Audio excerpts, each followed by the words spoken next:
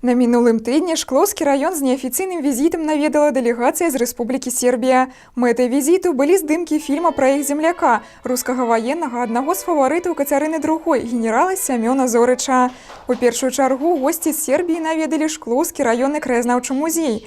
Тут дырэктар музея Ларыса Селівестрава і старшы навуковы супрацоўнік Ірына Гапеева правялі кароткі экскурс у гісторыю Шклоўскага раёна.